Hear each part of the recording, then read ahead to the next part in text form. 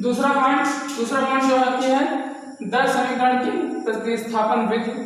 अभी हम आपको ये जो है ना, अभी हम आपको और क्वेश्चन से द्वारा भी बताएंगे, अच्छे समझ जाएंगे आप, चिंता मत कीजिए। तो यहाँ पर दर समीकरण की प्रतिस्थापन विधि है। सेकंड नंबर जो था प्रतिस्थापन विधि में एक तो हम पढ़ लिए। अब दूसरा स्टेप क्या है कि दर समीकरण की प्रतिस्थापन विधि द्वारा कोटि ज्ञात करना। तो इसको हम एक क्वेश्चन की सहायता से समझते हैं।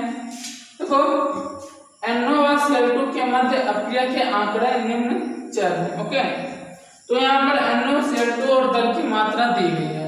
ये देखो किसी क्वेश्चन में आपको दिया रहता था, अभी तक क्या दिया रहता था कि एक पद में जैसे इसमें 3 पद दिए तो उसमें केवल एक पद दिया रहता था कि NO की सांद्रता इतनी, Cl2 की सांद्रता इतनी है, दर इतनी है, तो आगे अपक्रिया की दर निकाल लिए या फिर कोट निकाल लिए, आप चीजें पूछता था।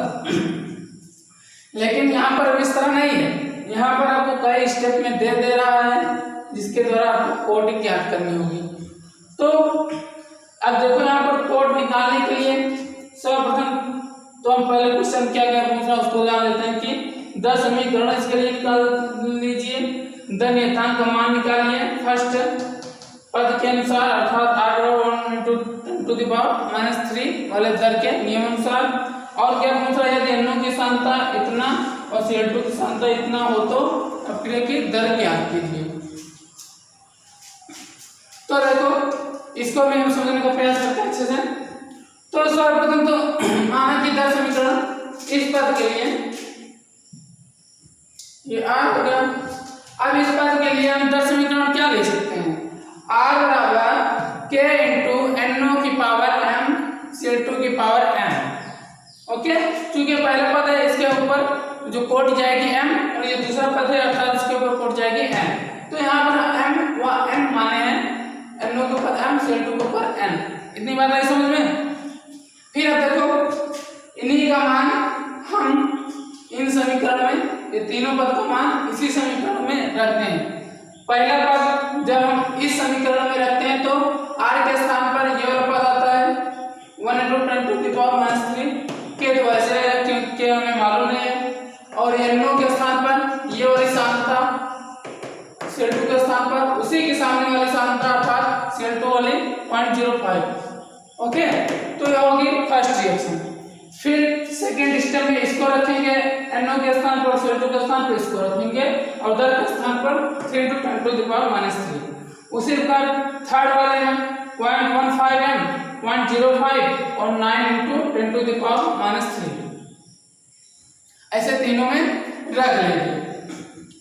अब हम क्या देखते हैं कि अब हमें यहाँ से m व n ज्ञात करना है। एक चीज और, जब ये आपको ये लिखने की आवश्यकता भी नहीं पड़ेगी, जब आप क्वेश्चन प्रैक्टिस करने लगेंगे तो आप ये खुद निकाल लेंगे, इसको लिखने की आवश्यकता भी नहीं पड़ेगी। सीधा क्वेश्चन देखेंगे कि दो पद किसमें सेम है। अब यहाँ पर देखो m इसमें दोनों सेम है, दोनों सांद्रता इनमें सेम है, तो अर्थात जो इसमें m वाला मान रहेगा कट जाएगा, अर्थात यहाँ से n का मान हम निकाल लेंगे। उसी प्रकार हम यहाँ पर देखो किए हैं आपको समझाने के लिए।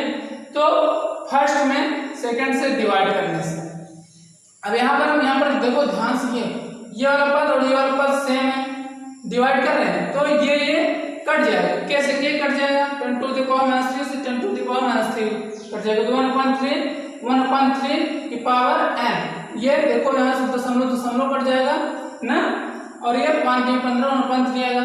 अब देखो यहाँ पर हम कर देते हैं 1, तो अर्थात इसका कोई मतलब तो है नहीं, आधार ये सेम है दोनों पद का, तो घात में जो इस साइड में होगा वही यहाँ पर आ जाएगा, अर्थात n बराबर 1।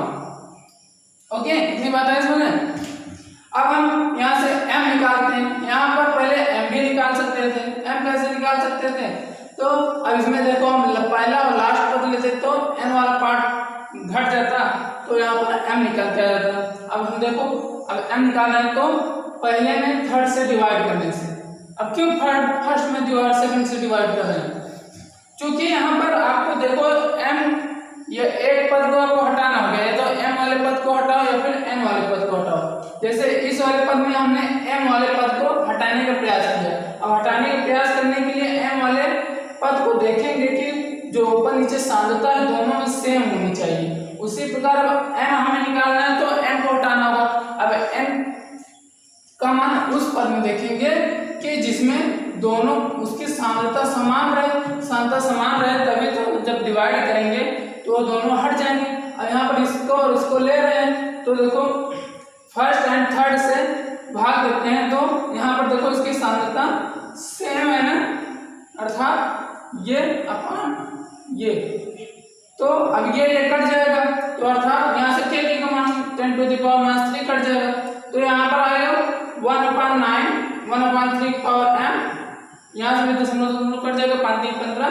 अब इसको हम क्या किस रूप में लिख सकते हैं 1/3 अर्थात इसका तो सरल करेंगे 1/9 आ ही जाएगा। तो अर्थात यहाँ से m बराबर यहाँ पर क्या शो कर रहा है, यहाँ पर देखो ये जो आधार है ये सेम होनी चाहिए तो m बराबर 2 आ गया।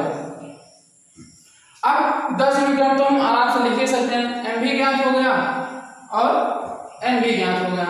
तो 10 समीकरण में हम m का और n का मान रख देंगे यहाँ पर तो निकल क्या जाता है r और k n⁻2 Cl2 की पावर 1। ओके, उसी प्रकार हम सेकंड में क्या बोल रहा है कि धन नियतांक का मान ज्ञात कीजिए। अब ये सब तो आप कर ही लेंगे आगे। देखो तो इसके लिए पूछा है धन नियतांक k का मान, तो इस दर का पहले मान रख लेंगे r के स्थान पर, k का मान निकालना है तो इसकी सांद्रता हम ले लेते हैं किसके अनुसार, जिसका दर दिया गया, तो दर इसका दिया गया तो इसी की सांद्रता हम ले लेते हैं, यहाँ मान पुट अप कर देते हैं तो यहाँ पर k का मान 8 हो जाता है। उसी प्रकार थर्ड में क्या पूछ रहा है NO की सांद्रता 0.4 और Cl2 की सांद्रता 0.2 है तो अब ये की दर ज्ञात कीजिए। तो अब यहाँ पर देखो k का मान 8 तो रख रहे हैं, क्योंकि हमें k का मान यहाँ पर कुछ बोला नहीं है तो अब जो k का मान हम जिस एप्लीकेशन निकाले हैं उसी k का मान यहाँ पर पुट अप कर देंगे तो सांद्रता जो हमें दिया ही गया है तो यहाँ से भी r फाइंड हो जाएगा। देखो यहाँ तक आप अच्छे से समझ में गए होंगे, लेकिन अभी हम आपको और आगे क्वेश्चन चाहते थे समझने का प्रयास करेंगे। तो यहाँ तक ये सब सारे जो क्वेश्चन हो रहे हैं आप अपने नोटबुक में थ्योरी की बात लिखिए, जैसे आप थ्योरी लिखते हैं नोटबुक में उसी तरह इसको भी आप एक एक क्वेश्चन को अपने नोटबुक में लिखिए। इसके अलावा जो आपकी किताब वाले के क्वेश्चन है उसको आप अलग कॉपी में बना सकते हैं, लेकिन ये सब क्वेश्चन मैं जो करा रहा हूँ ये सब आप नोटबुक में ही लिखिए। जो मैं बुक से कराऊंगा उसको आप भले ही अलग से करिए, उसको मैं बता दूंगा कि ये बुक वाली क्वेश्चन है, लेकिन ये सब बुक से आप क्वेश्चन नहीं है, ये सब बहुत इंपॉर्टेंट है आपको समझने के लिए। ओके ठीक है, यहाँ तक अच्छे से ध्यान करो, क्वेश्चन लगाओ, फिर नेक्स्ट लेक्चर मिलते हैं।